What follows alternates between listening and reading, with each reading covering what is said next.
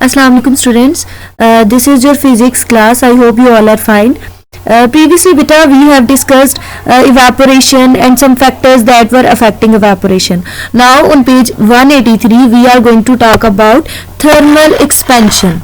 Thermal जैसे कि word ही indicate कर रहा है, therm is heat. So whenever any substance is being heated, जब भी उसे heat किया जाएगा, what we will notice is the change in size. उसका साइज इंक्रीज कर जाएगा.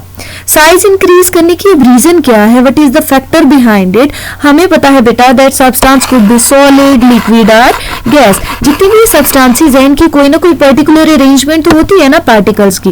पार्टिकल्स की अरेंजमेंट होती है. आल्सो बेटा वी नो कि इनकी मोशन होती है, कोई ना कोई ये वाइब्रेशन, रोटेटरी, रैंडम मोशन, कुछ ना कुछ ये कंटिन्यू कर रहे होते हैं. अब उस मोशन में हम जब डिस्कस करते हैं, हम कहते हैं सपोज हमारे पास कोई भी सॉलिड ऑब्जेक्ट है जिसमें पार्टिकल्स आप देख रहे हो कि कितने क्लोजली पैक्ड है.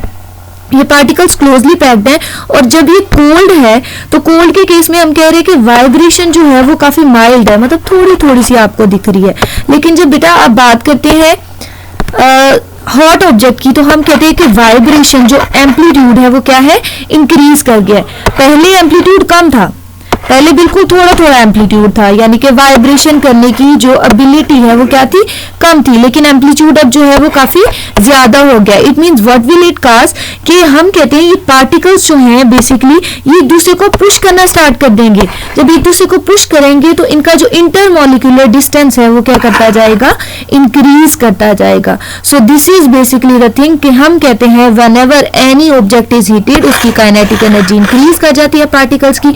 पार्टिकल्स का एम्पलीट्यूड जो है वो इंक्रीज कर जाता है जिसकी वजह से एक दूसरे को वो पुश करना स्टार्ट कर देते हैं. जैसे ही वो एक दूसरे को पुश करते हैं तो हम कहते हैं डिस्टेंस इंक्रीज किया and that object is expanding, right. अब देखिए बेटा हमने ना जो डिस्कस करना है वो सॉलिड्स के बारे में डिस्कस करना है और लिक्विड्स के बारे में डिस्कस करना है. अगर इन केस में आपसे कोई क्वेश्चन करती हूँ, सपोज मैं कहती हूँ कि सॉलिड्स हैं, लिक्विड है और गैसेज हैं, इनमें से सबसे ज्यादा एक्सपेंशन जल्दी से किसमें होगी, तो आप ऑब्वियसली क्या कहेंगे, आप ये कहेंगे कि गैसेज में सबसे ज्यादा एक्सपेंशन होगी. क्यों गैसेज में ज्यादा एक्सपेंशन होगी? क्योंकि बेटा गैसेज में पहले पार्टिकल्स जो हैं वो काफी उनका डिस्टेंस है, तो वो उनको जब हम हीट करेंगे तो वो फर्दर बहुत ही जल्दी से एक्सपेंड कर देंगे. उसके बाद कम एक्सपेंशन किसमें होगी, लिक्विड में, और सबसे कम एक्सपेंशन किसमें होगी, सॉलिड्स में होगी. तो सबसे पहले हम डिस्कस करेंगे सॉलिड्स के बारे में. सॉलिड्स में बेटा जो एक्सपेंशन हम डिस्कस करने जा रहे हैं ना वो दो तरह से है. एक है लीनियर एक्सपेंशन जो कि बेसिकली रिलेटेड है टुवर्ड्स टू द लेंथ.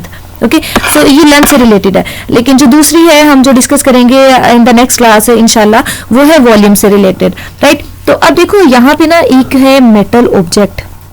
हम कहते हैं कोई भी सॉलिड ऑब्जेक्ट है उसको जब भी हीट किया जाएगा तो उसकी लेंथ इंक्रीज करेगी. अब देखिए यहाँ पे जैसे रिप्रेजेंट किया हुआ ना, पहले इसकी लेंथ इतनी थी, जैसे इसे हीट किया तो हम कहते हैं ये लीनियरली इसकी लेंथ जो है वो इंक्रीज कर रही है. बेटा ये जो इंक्रीज होता है ये यूनिफॉर्म होता है. Why it is uniform?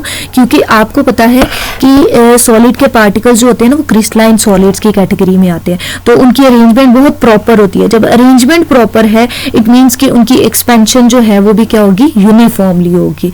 अच्छा, अब यहाँ पे जैसे बेटा मैं आपको एक वीडियो दिखाती हूँ एक छोटी सी, ये देखें. अब इस केस में देखो कितने स्मूथली उन्होंने शो किया है कि पहले लेंथ कितनी थी और बाद में हीट करने की वजह से लेंथ में चेंज आ गया. सो हम ना सपोज कर लेते हैं कि हमारे पास, चूंकि हमने इसे एक्सप्लेन करना है, इसकी डेरिवेशन है प्रॉपर, तो हम कहते हैं हमारे पास जो पहले जो लेंथ है वो है एल नॉट. ओके, पहले जो ये लेंथ है वो कितनी है, एल नॉट है. जैसे ही हमने हीट किया तो लेंथ कितनी हो गई, एल हो गई, चेंज आ गया ना हीट में. लाइकवाइज बेटा पहले जो टेम्परेचर है इट इज टी नॉट और उसके बाद जब हमने चेंज किया तो वो क्या हो गया, टी. सो हम कह सकते हैं कि पहले इनिशियल लेंथ थी, ठीक है, उसके बाद हम कहते हैं इनिशियल टेम्परेचर था, जैसे ही हमने हीट किया हम कहते हैं फाइनल टेम्परेचर है, फाइनल हमारे पास लेंथ आ गई. सो फर्दर जब हम डिस्कस करते हैं बेटा चेंज इन लेंथ के बारे में, हम किसी भी चीज का चेंज करते हैं तो हम क्या यूज करते हैं, डेल्टा यूज करते हैं. तो हमने कहा यहाँ पे हमने डेल्टा यूज किया which is final length minus initial length. Likewise बेटा delta temperature is final temperature minus initial temperature. अब हम बात ये करते हैं, ये जो चेंज आ रहा है लेंथ में, ये जो एक्सपेंशन हो रही है, ये डिपेंड किस पे करती है? बेसिकली बेटा स्टार्ट पे हम देखेंगे ये दो चीज़ों पे डिपेंड करती है। किस किस पे डिपेंड करती है? ये डिपेंड करती है इनिशियल लेंथ पे, ठीक है, पहले जो हमारे पास लेंथ थी। उसके अलावा ये डिपेंड करती है टेम्परेचर पे। टेम्परेचर भी कैसा कि जितना आपने चेंज इसमें करवाया है, यानी कितना टेम्परेचर फर्दर ऐड किया है। तो बेसिकली हम कहेंगे कि जो चेंज हुआ है लेंथ में वो किस पे डिपेंड कर रहा है? एक्सपेंशन किस पे डिपेंड कर रही है? उसकी ओरिजिनल लेंथ पे डिपेंड कर रही है। अगर किसी भी ऑब्जेक्ट की लेंथ लंबी है तो उसकी एक्सपेंशन ज्यादा होगी, अगर लेंथ छोटी है तो एक्सपेंशन कम होगी। लाइकवाइज अगर आप टेम्परेचर कम बढ़ाते हैं तो एक्सपेंशन कम होगा, लेकिन अगर आप टेम्परेचर ज्यादा बढ़ाते हैं तो एक्सपेंशन क्या होगा? ज्यादा होगा, राइट। ओके, अब ये देखो यहाँ पे हमने एज ए प्रोपोर्शनैलिटी साइन के थ्रू हमने इसे रिप्रेजेंट कर दिया। उसके बाद जब हम, आपको पता है कि बेटा प्रोपोर्शनैलिटी साइन हटाते हैं तो क्या यूज करते हैं? हम यूज करते हैं इक्वल का साइन। जब हम इक्वल साइन यूज कर रहे हैं तो देन हमने उसके साथ कोई ना कोई कांस्टेंट ऐड करना होता है। The constant over here is alpha. अब देखिए बेटा यहाँ पे हम कहते हैं L minus L naught is equal to alpha L naught delta T. हमें बेसिकली चाहिए क्या है? हमें चाहिए L जो कि लेंथ अब ओरिजिनल बन गई है, ओरिजिनल नहीं हम यूज कर सकते हैं टर्म कि जो न्यू लेंथ है, जो चेंज होने की वजह से हमारे पास आई है, हमने हीट किया, ठीक है, हीट करके तो जो लेंथ इंक्रीज कर गई थी वो हमने फाइंड करनी होती है एक्सप्रेशन से। तो ये जो न्यू लेंथ है इसके साथ जो माइनस एल नॉट है हम दूसरी साइड पे ले जाएंगे, ठीक है। कैसे लेके जाएंगे? अगर ये एक साइड पे माइनस हो रहा है तो दूसरी साइड पे जाके क्या हो जाएगा? प्लस एल नॉट प्लस आगे वो वैसे का वैसे ही आ जाएगा ना, alpha L naught delta T. अब देखिए बेटा, आपको पता है कि आप मैथ्स में भी करते हो, जो चीजें कॉमन होती हैं उनको आप सेपरेट कर लेते हो एक साइड पे। जैसे हमारे पास एल नॉट और एल नॉट कॉमन है, अगर हम इसे कॉमन लेंगे तो पीछे क्या बचेगा? हमारे पास एल नॉट हमने कॉमन ले लिया, अंदर क्या रह गया? 1 plus alpha delta T. So ये आपका एक्सप्रेशन है बेटा जो कि आपके न्यूमेरिकल्स में यूज होने वाला है। बेसिकली ये बहुत ही इंपॉर्टेंट है, तो इसको आपने याद कर लेना as it is. L is equals to L naught multiply 1 plus alpha delta T, ठीक है। तो ये आपकी फिंगर टिप्स पे होना चाहिए। अब उसके बाद फर्दर हम देखते हैं,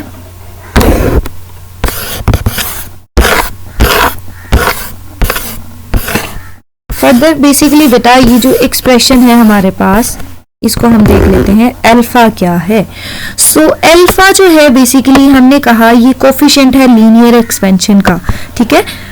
ये जो एक्सपेंशन का कोफिशिएंट है बेटा, अगर इसका हम फॉर्मूला जनरेट करने की कोशिश करें तो हमारे पास फॉर्मूला क्या आ रहा है?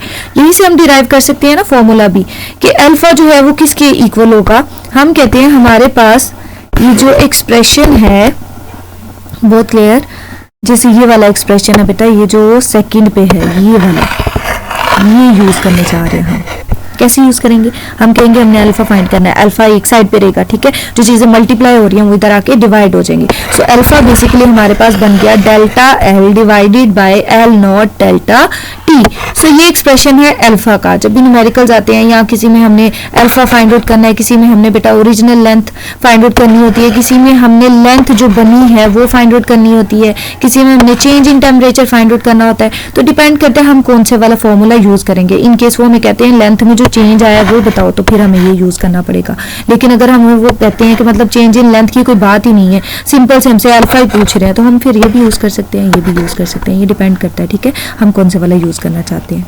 उसके बाद देखिए, अब यहाँ से ना बेसिकली हम और क्या बता सकते हैं, हम ना और इसको डिफाइन कर सकते हैं अल्फा को। ये जो कोफिशिएंट ऑफ थर्मल एक्सपेंशन है ना, इसको कैसे डिफाइन कर सकते हैं बेटा? बेसिकली ये डिपेंड कर रहा है किस किस पे? चेंज इन लेंथ पे, राइट। अब देखो चेंज इन लेंथ हमारे पास फ्रैक्शन में दी हुई है, ऐसे ही फ्रैक्शन में delta L divided by, it means fraction of length है which is being divided by temperature, ठीक है, यानी कि fractional change in length per unit temperature. अब देखो एक और चीज यहां से आ जाती है, जब भी हम यूनिट की बात करते हैं, लाइक पर यूनिट की बात करते हैं, तो उसका मतलब क्या होता है? 1। अब यहाँ पे सॉरी यहाँ पे जब हम डिस्कस कर रहे हैं तो हम क्या कहेंगे कि डेल्टा एल का यूनिट क्या होगा? डेल्टा एल का यूनिट क्या है बेटा? डेल्टा एल का यूनिट है हमारे पास मीटर, इसी तरह एल का यूनिट क्या है? मीटर। ये दोनों कैंसिल हो जाएंगे, पीछे क्या बचा हमारे पास? Delta T. डेल्टा टी किस में हो सकता है? आपको पता है डेल्टा टी जो है वो केल्विन उसके अलावा हमें पता है जब भी हम डेल्टा की बात करते हैं केल्विन और सेल्सियस आपस में क्या होते हैं, इक्वल होते हैं। तो यूनिट इसका होगा पर सेंटीग्रेड या फिर हम कह सकते हैं पर केल्विन।